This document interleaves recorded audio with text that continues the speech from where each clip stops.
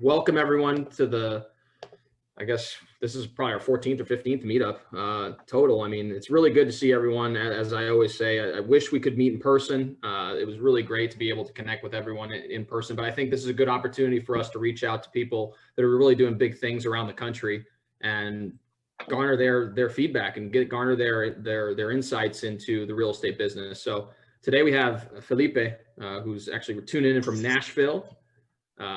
It's not too far away from where we're at, but he's been doing some big things. He's the host of the Rookie Podcast for BiggerPockets and really doing some really cool stuff in the Nashville area. So we're just really excited to have you, man. Absolutely, man. Thanks for having me. It's always a pleasure to be able to talk to other like-minded individuals who want to or are investing in real estate and are kind of really just either trying to figure it out or grow their portfolio from there. So thanks for having me, man, for sure. Oh, for sure. No. And so generally speaking, the way we're going to structure this particular meeting is that we have some preset questions that I'm just going to ask you. And then from there, we'll open up to just a Q&A type format. Is that okay with you? Of course. All right. So this is generally a question that we always like asking people who are just who come on as speakers. I mean, tell us a little bit about yourself. Tell us how you got started in real estate and really what incentivized you to just really pursue this as a career option. Yeah, so it wasn't at first my doing. I actually wanted to be a police officer. I don't know if you guys have heard my story on BiggerPockets, but that went down the drain pretty quickly. And then I just quickly realized that I needed to do something else. In the police department, the one thing I did learn pretty quickly was that I didn't want to work for anybody. And then I got married, and that also went out the window. So now I work for my wife, but that's completely worth it. But no, regarding real estate and why I do it, it's just allowed me a freedom that I don't think I would find in any other job. It's a fulfillment where I can control what I do, when I do it, and how I do it. And it's just also allowed me a time with my son, with my wife. I can work from home. I can work from the beach. I can work from anywhere I want just because of the systems that we've slowly started to integrate into our system. 30,000 foot view. We have 50 plus tenants. I started investing 3 years ago. And, what's really motivated and helped me in real estate is what I've noticed is my growth mostly came the last 6 to 9 months of my investing career. And that was because I networked. I tried to do a lot on my own. And there wasn't much growth. It was just as much as me and my wife could do with the time we had. But once I started networking with other individuals who also wanted to invest in real estate or were already, I really saw that growth come pretty quickly. So that's just 30,000 foot view of what I do, why I do it, a little bit of how I do it. Really the freedom that it's given me. That's awesome. Yeah. And we'll get into some of the more granular stuff as we go through this process. But so for those of you who don't necessarily know much about you, can you tell us a little bit about what your niche is in the commercial real estate space? I mean, I know we have some wholesalers in the audience, we have flippers, we have buy and hold. So a lot of what I do is buy and hold. It's really tough for me to sell a piece of property. I say that, but I have one under contract that I'm selling now with flip. But what I do is I buy single family homes that have basements. And then basically I build out the basement as a second unit. So imagine a sideways duplex. So instead of side by side, I have them on top of each other. So let's say I find a 1,500 square foot home with a 1,500 square foot basement. And there's a lot of those. I literally just create the same upstairs layout, just downstairs. So now I've bought a single family home and literally doubled my cash flow because I've now added the downstairs living area. And then when I sell, same concept, right? That's what I do in real estate. I have some flips that I've gotten from, again, relationship building with other wholesalers, and we'll just partner. So I won't say, oh, okay, you know what, I'm not going to buy it from them. What I do is I ask them to partner with me in it as a flip. And we're doing pretty well in that here in the Nashville area. I don't do a lot of that. I don't do a lot of flips. I don't do a lot of wholesale, but when the opportunity is there, if you're just in real estate and you're networking, those opportunities come up. But my main source of income, bread and butter, if you will, is buy and hold for the long term. That's awesome. So within that buy and hold, I know I've listened to a few of your, decent amount of your podcast episodes, and I've watched your YouTube channel, which is awesome, by the way. If you haven't got a chance to check it out, definitely go subscribe. But you always talk about the rent by the room strategy. You kind of want to elaborate a little bit on what that means and how effective it is for you? Yeah. So basically what I do is I have some properties that I do rent by the room. And actually, hold on, give me 1 second. Let me grab this. Sure. Right. So what I do is I rent by the room, and what that entails is, if I have like I said, I buy a 3-bedroom or a 4-bedroom house with an empty basement, then I build out the downstairs and I add 4 bedrooms. So what I'm doing essentially is I'm renting by the room upstairs to, I don't know, a crew of guys that work construction together, and I put them upstairs, $400 a room, include light, water, and internet. Same thing downstairs. I do 4 bedrooms or 3 bedrooms and a bath and a kitchen. Boom, I rent it to $450 per room per gentleman. Typically they're working together in a construction site or whatever the case may be, or they're traveling professionals in the construction field. Think traveling nurses, but for the construction field, like a certain type of gentleman that knows or has a certification to drive a certain crane or a certain whatever the case may be. So they're working together, living together as well. So that's my strategy for renting by the room when it comes to that. But my main, like I said, my main niche is, building out the downstairs to add the same amount of square footage as the upstairs. And then I can either rent by the room, or I can rent to a family that's looking for a 3-bedroom, or, just more of a privacy. So what you're describing there is kind of like a duplex situation, but is that considered conforming, or how does that work from from the city standpoint? From the city, yeah. So we've actually had the city call, and they're like, "Hey, do you split the utilities?" I'm like, "No." "Do you have 2 separate addresses?" I'm like, "No." "Do you have more than 5 people living together that are not family?" No, because typically the upstairs, there's going to be somebody that's a brother or a cousin or somewhere related. But there's also, you can get away with that too, because for example, you go to a college and you got a house that's got 8 rooms and none of those people know each other, right? So that enforcement's really gray. And typically if you stay within codes, you're going to be okay. So we don't get a lot of that. But when the lady did call me from the city, she was like, "Hey, I just want to make sure you're not splitting the utilities, splitting the address." She was like, "Okay, you're fine. We'll leave you alone." Awesome. And so when you deal with people on a rent by the room basis, how exactly do you structure their lease agreement? Is it like a 6-month lease, or is it month to month, or how do you usually do it? It's month to month. It really runs more like an Airbnb, without a lot longer term. You get in 4 to 6 to 7 month tenants, but I mean, you're cash flowing $1,600, $1,500, $1,000. You're cash flowing pretty high on a property where a turnover is okay. I never understood what people got out of bed for $200-$300 a month on a property. You have one refrigerator that goes out, that's half your year's cash flow. So I like this strategy way better. I don't mind the high turnover rate with the cash flow that's coming in. You just hire someone to take over that part of it for you. Definitely. So as far as like identifying these properties, you said you kind of identify properties that have the basement. How do you go through the process of, number one, finding the properties and then analyzing the properties to determine whether it's a good one for you to take?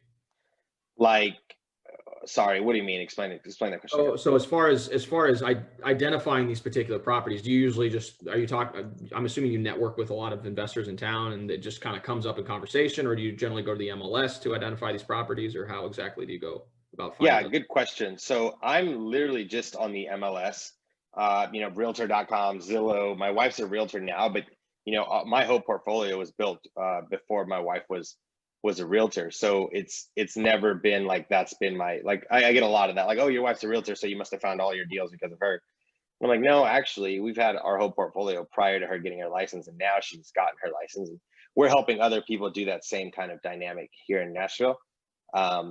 But basically what I do is I just hunt the MLS for properties that match my criteria, that I'm kind of like looking for what I'm going to do. And here, what I'll do is I'll just share my screen. Oh, you got me disabled. If you want, I can share my screen. I can kind of show you how that works.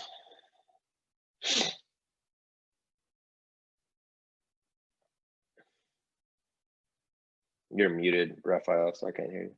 Sorry, I said I went ahead and made you host just so you could do it for now. Okay. I didn't give you access initially, so sorry about that. Sure, no worries. So basically, let's see that I'm finding. Can you guys see my screen? Yeah. Yeah. Okay. Cool. So this downstairs is what we built out.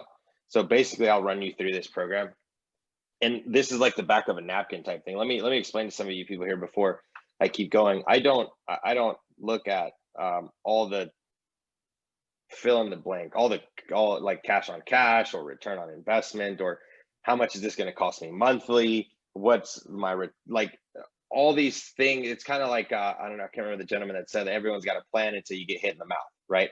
The moment your AC goes out, all your plans, your whole spreadsheet got messed up because you didn't account for those things. So I literally just look at cash flow. Let's just run through this property. This is a property that I purchased on 191 Old Tusculum Road here in Nashville. The asking price was $220. The market value came back at $217. We offered $180, way under market. And after some negotiation, we actually got it accepted at $190.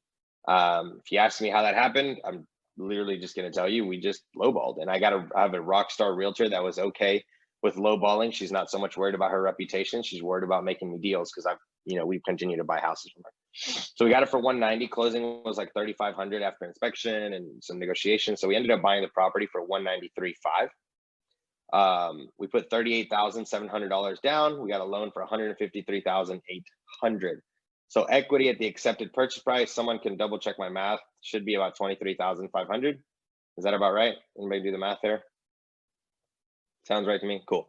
So that equity is my rule of thumb, and there's not a calculator for this. There's not a rhyme or reason, but I like to build the downstairs of this basement in this house for under the equity that I have in the house, and plus what I put into it. So for example, I'm not going to put, $50,000, rims on a $2,000 car, right? Does that kind of make sense?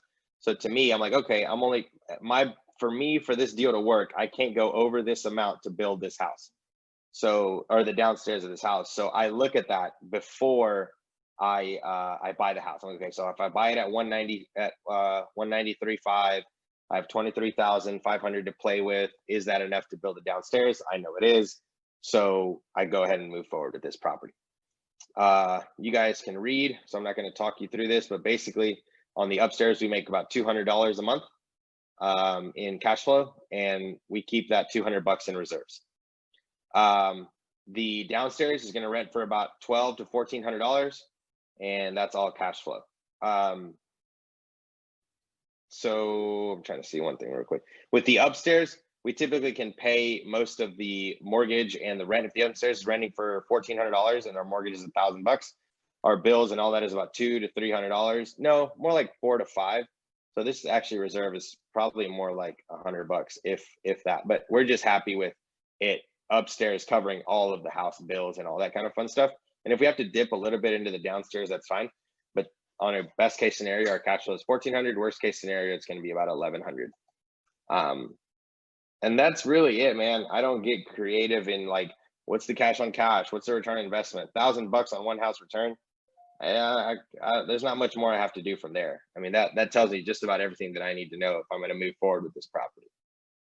Raphael said Mike Tyson. Yeah, that's right. I mean, everyone has a plan until you get hit in the mouth. So I've seen investors that'll go on like these calls back before I was at BiggerPockets, and I would see them do Excel sheets and all these like, make sure you put the AC unit's 10 years old, so you're gonna have to fix it in 8 years. So on year 8, make sure you push this. And I'm like, man, I guess, but we all know that that's not how that works.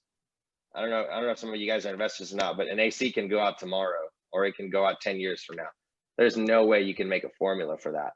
So, my biggest thing is cash flow, because cash flow has to pay off the property's damages and everything that happens. Yeah. And I feel like what happens, at least I've seen happen, is that people kind of get caught up in the analysis phase and they never pull the trigger too. So Yep.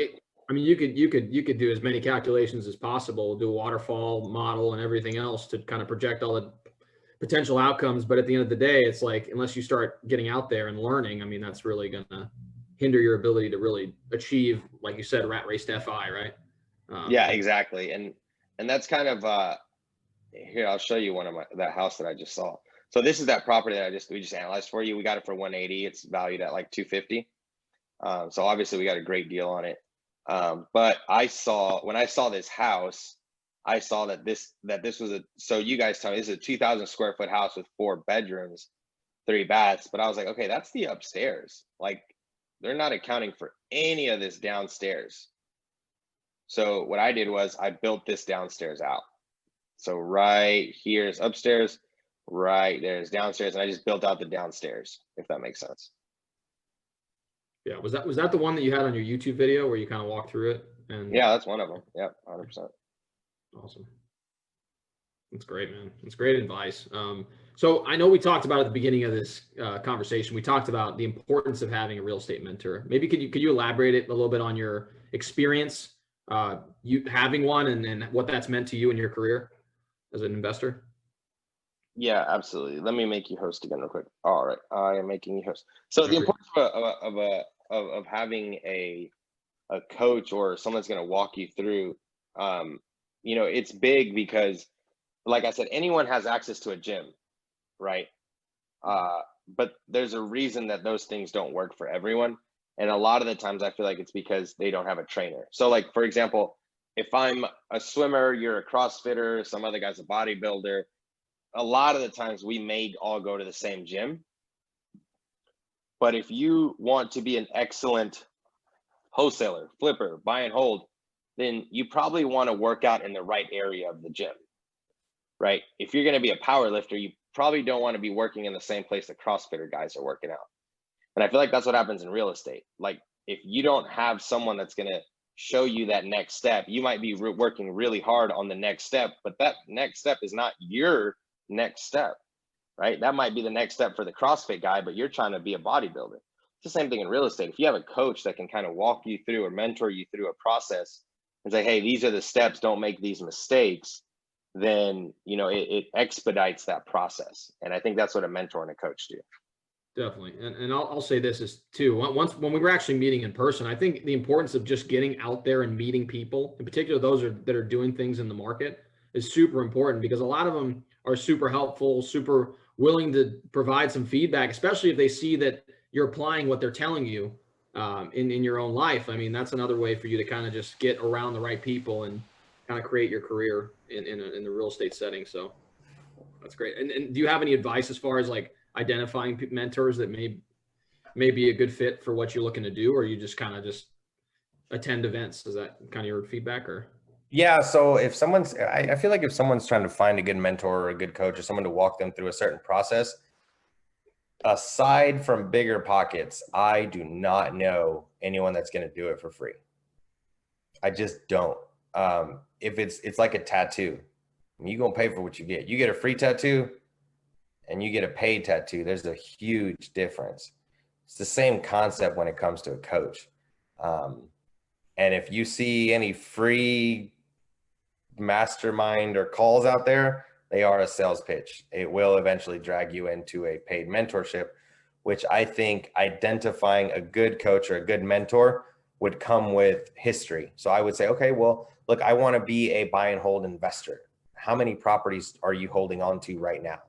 Don't give me the mindset gurus. Don't give me the get in the right headspace dudes. I don't care about any of that. I want to learn, how many rental properties do you have? Oh, well, I only have 2 rental properties, but I can teach you mindset. That's crap. I don't care for that. I don't understand sometimes those, and kick me off of here if you need to, because I'm totally against the grain on a lot of these things. I don't understand these mindset guys that are like, oh, you need to get in the right mindset. And I'm like, great, I'll get in the right mindset with you. How many rental properties do you have? Like, you can't tell me to get in the right mindset if you're not in that, in the same lane as I am. So I find a lot of the time that the right coaches, the right gurus, the right people that are going to lead you the right way are those that have experience in the exact field that you want to do. You're not going to go talk to a wholesaler about, rent or buy and hold, or a flipper about buy and hold. So find someone that's crushing it in that specific niche that you're looking at, and then find a way to add value to that person. awesome. Great advice. So just to round this out before we start asking to everyone else, I guess, what are your top 3 pieces of advice for someone who's just starting out in the space, like wanting to, in particular, let's say buy and hold? Sure. Now.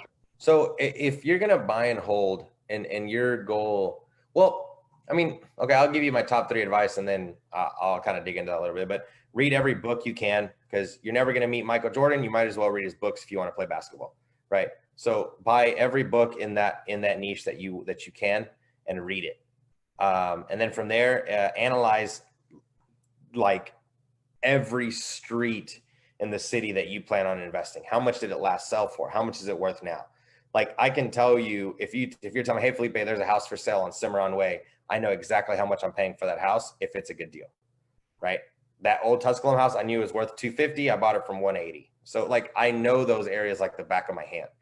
So I would challenge everyone to know the market that you're going to invest in like the back of your hand. And then the third thing is get out there, take action, and start creating relationships with other people in the field. What I would add to that is identifying your goal. I think is probably the most important thing you can do when it comes to real estate investing. If you're going to identify a goal, it needs to be your personal, individual goal and build that out.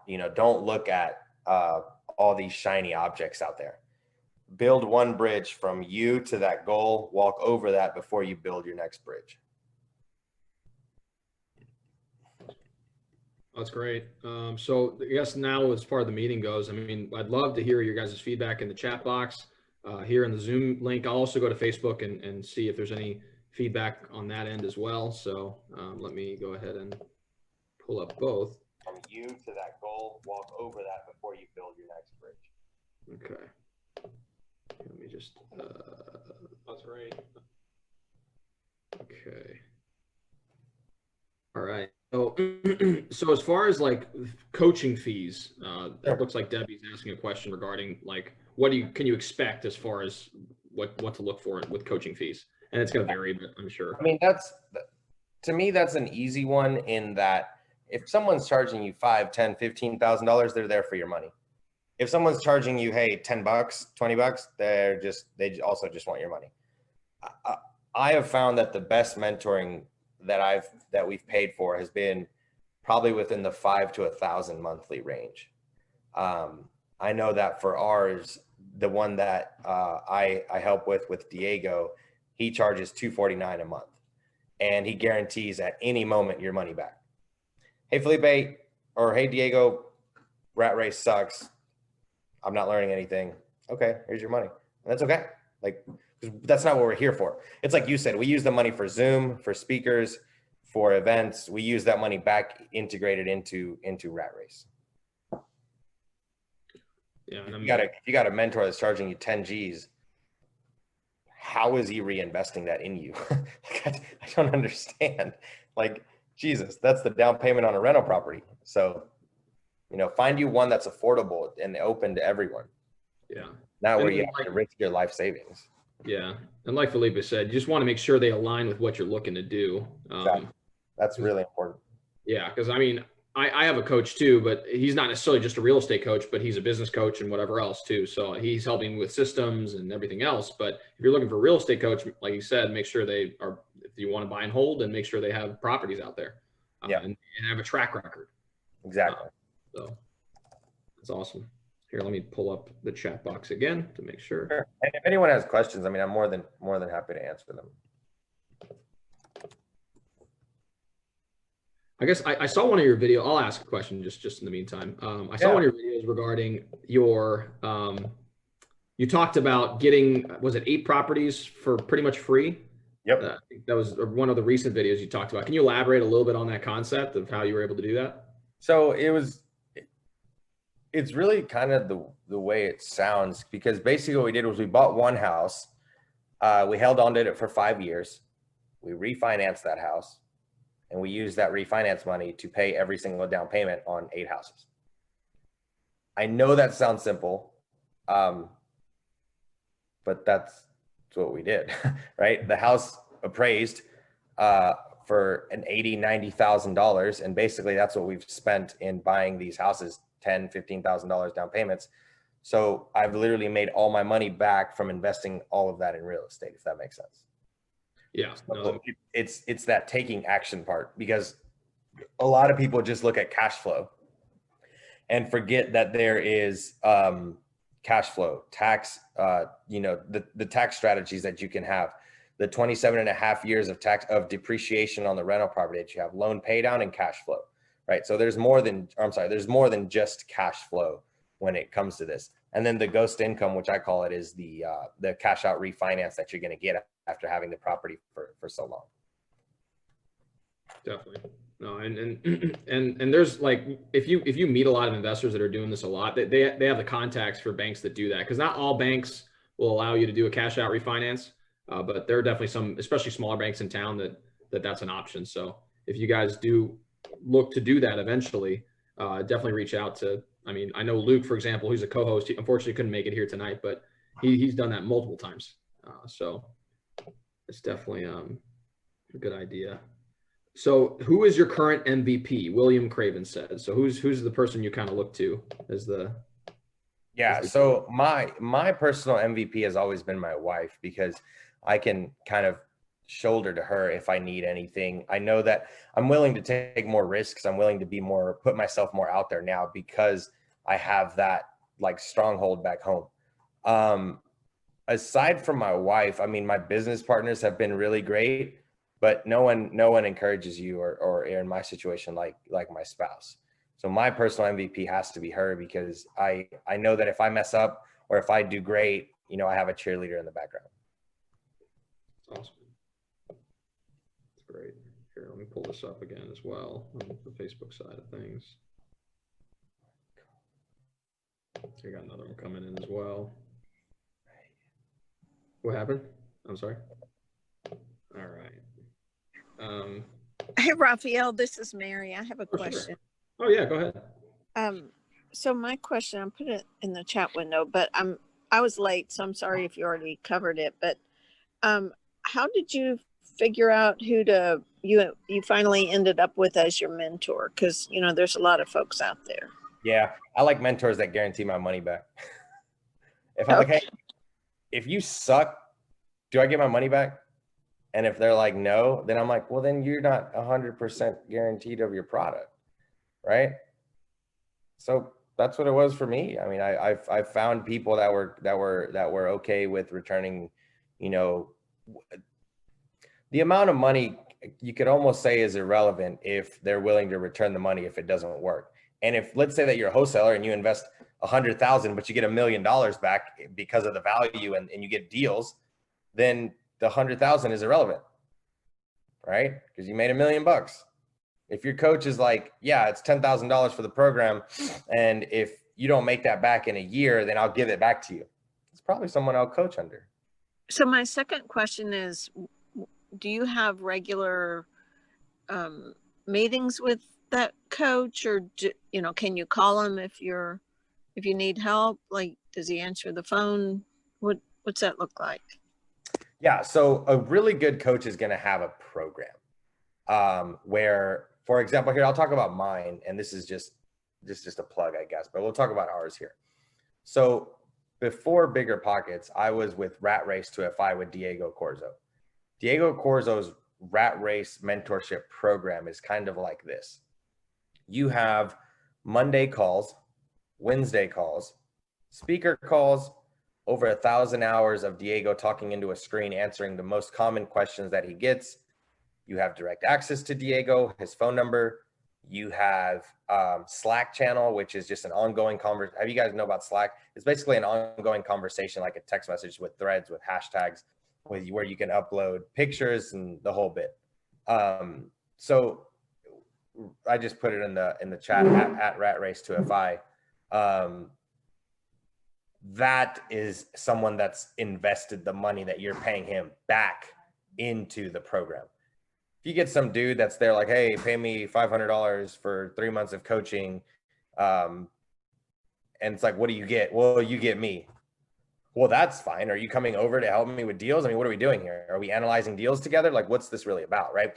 So those guys are the ones that are easily to weed out. But the guys that's got a program together, that's got a website here, let me just like show you guys. I think what my thing was, I want somebody that's scalable, somebody that can be there to, you know, if you have a question or you're in urgent need, that they'll actually, you know, communicate. So yeah. So for example, Diego in Rat Race to FI has built that, in that you have direct access to not just him, but all 48 other members. I mean, you have a Slack channel where you can say, hey guys, I got this deal. What do you guys think? Now, to get a response, it's going to be a mutual thing. Have you responded when someone else needed help? So you're going to get what you put in. Don't expect just because you're paying money that you're going to get everything handed to you. In Rat Race, for example, like I said earlier, it's a thick skin type of thing. You're in there answering, helping other people. You're active. People are going to know who you are, right? For example, I have no idea on here who William Cravens is because he hasn't said anything the whole time. I know who Raphael is. I know who Debbie, who Mary. I know some of you guys that have talked, right? So in Rat Race, it's the same thing. You got people that just kind of hang out in the back, and then you got people that are being active, doing deals, making 6 figures every 3 months because they're being active with each other. So in Rat Race, for example, our program, it's going to be somewhere where you're going to get out what you put in. Okay, but it's everybody kind of helping each other, not just Diego. Exactly. Okay. Diego just kind of facilitates, and he doesn't act like he knows it all. It's like, hey, I don't know that, but I know Philip from our mastermind does because he's a wholesaler in da da da da da. Let's connect you guys, and then puts you guys together, and there you have literally the best answer in our group. Got it. Thanks. Helpful. Absolutely. We have one question in the chat box as well. Hey, Chad.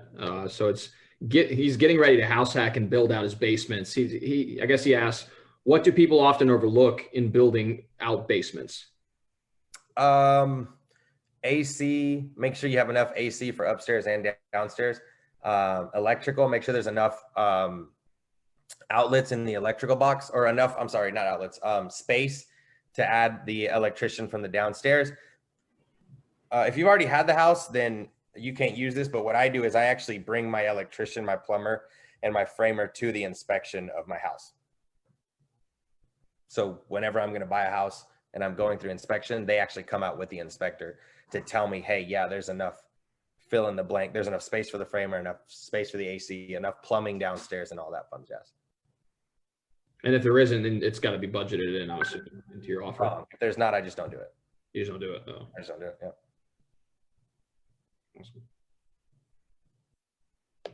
So I'm assuming Chris was asking you what you meant was amperage, as far as what you were mentioning earlier. So like it has the capacity to be able to handle that, right? I'm not going to fake it like I know. I hire that out. I'm not an electrician. I just take my electrician and he tells me, yep, we can do it. No, we can't do it. Okay, cool. If he says no, I'll walk away. That's why you rely on experts, right? I'm an expert at one thing. I know the house that I will need to buy. From there, it's my wife, my team, my realtor, my contractor, like them. I don't wear many hats. I try to take off as many hats as possible as quick as can. Were you always that way? No, I was the exact opposite. I could figure it all out. I could do everything, and I was spinning my wheels. How many properties did you get that way? 2. Once I built out my systems, we went from 2 to, babe, what do we have now? 9. You should introduce your wife. Huh? You should introduce your wife. She's ready. there. Hey. Hi. Good seeing you. She's working on stuff on the computer right now because she's good at that. I'm not, So What you mentioned brings up an interesting question. So it seems like your contractors then would have to have a pretty clear understanding of what your goals and your purpose is, because it's not really a traditional type or exactly. type of. You build that relationship with them by paying them on time, by paying them the moment they finish. You explain your vision to them. But I guess what I mean is it's not a typical type of remodel. You're remodeling for kind of unique functions in the property. So do you have to do anything special with that? No, it's all the same to them. They're running cable. It's all the same to the framer, to the electrician, to the plumber. It's all the same. They don't, as long as they get paid, they're happy. And that's what you do. You keep them happy. And then they notice that you do it once and you do it again. Sometimes I don't even show up to the inspection. They just go by themselves and they're like, I know what he wants. So it's building that relationship with them. Mm-hmm. One question I have, which is more on the operational side, is since you do have a decent amount of tenants, you said that you have 9 properties. I think you mentioned earlier it was close to 50 tenants or something along those lines. Something like that, yeah. So how do you screen the tenants, and then how do you manage them like throughout their time there? Yeah, so I've hired a family member to manage my rentals, and I just kind of oversee it. But to answer your question, prior, it was just through text message and Facebook groups to find tenants. It was a high turnover rate. but the cash flow makes it worth it, which has now allowed my cash flow to pay for my property manager or a family member. That's awesome. Yep, Do absolutely. you guys use Cozy by chance? I'm assuming, or no? You guys, None of nice. that. Yep. Awesome. But that's just because of the tenants that I have. I mean, I have construction worker guys that get paid cash or go and get their check and cash it every single Saturday. So I deal with a lot of more non-traditional tenants. But if I was renting traditionally, yeah, I would use Cozy, probably use a phone number from Google, and then just do it that way. Awesome. Absolutely. And then as far as the screening process goes, is it just, how do you go about that? I'm assuming you have relationships with the construction manager or something. Sure. So that's one way to do it. A lot of times my bread and butter would be a construction, like the crew leader. If he can bring his 3 or 4 crew members, then I'm solid, because I know that they're gonna respect him on and off the job site, right? So that's like my goal, is to always have that guy. And then from there, it's really just bringing on people. Like I said, the way I rent to my tenants, it's more about, now it's my property manager's job, but it's feeling them out, honestly. And this is not advice that I would give to everyone. If you're doing tenants regular, go do your due diligence with the tenants, background checks, the whole bit. But just personally, I just don't do that. And I would not give that advice to other people. Yeah. But don't do it that way. Go do your background checks. Go check their pay stubs. Make sure they got a job, like all that. I'm in a very, very niche market that's very high turnover, but very high reward as well. We're making $1,000 a house in cash flow. That's awesome. All right. So, and you guys can do this too. If you were interested in like a very high risk type of investment, then rent by the room, put it on Facebook, and rent it. What we have found is the bad tenants end up weeding themselves out anyways. And then houses, when we first get them, they tend to be like super rocky with tenants, in and out, in and out, in and out. And eventually it settles because the right tenants fit. And I'm okay with that. We've gone through that process 9 times now. So you kind of start building that muscle towards that, if you will. For sure. And there are some people in town that do rent by the rooms, in particular around the university. I'm house hacking a property right now. It's like a 4-plex. Yep. Mine's more long-term tenants right now, but I have friends that are investors that own older properties here, and they rent by the room. So, I mean, it can be pretty lucrative if you're getting that niche. So, awesome. All right. So any other questions? Oh, we have one right here. So, all right. Hey, Chris. So you have a property manager for single room rentals. Any idea on how to find a property manager for this? Yeah, that's actually a pretty good question. Yeah, good question. That one's not hard. Go find a local realtor that's young and just out there trying to get their first deals, and hustling, and hire them out, or ask them if they're willing to do something like this for you. But they're only going to succeed to the level of an operating procedure that you create. And what I mean by that is, like, what steps do they need to take to get that done? So for example, I have the wording that I need my PM to put on Facebook. I have the code to the door. Hey, if they want to show up, this is the address. Like, you create those operating procedures, and that realtor that you hire to help you with this is only going to be as successful as your operating procedures. Does that make sense? I agree. And then as far as what to charge, standard here, depending on where you're going, is between anywhere between 6 to 10% of gross rents. But how I guess with your property manager, it's a family member too, but what would you recommend as far as what to charge? Sure. So, I would have that conversation individually, because you're not going to get a regular property manager for rent by the room style investing. Most property managers aren't going to do that. So you're going to have to find a local realtor that's willing to make some extra cash on the side, and just have that conversation with them.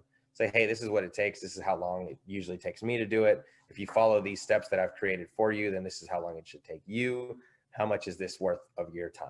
And then you figure out if that's worth it for you. I would typically say no more monthly than half one of the room's rent. So if you're renting for $600, then $300 a month for the property manager to manage all the rooms. Okay, that's awesome. All right. Yes, Chris, it's more of a realtor than a property manager, correct?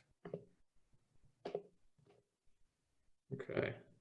So any more questions for Felipe? Want to make sure. Brandon, you want to show us your button? Look at that. That's awesome.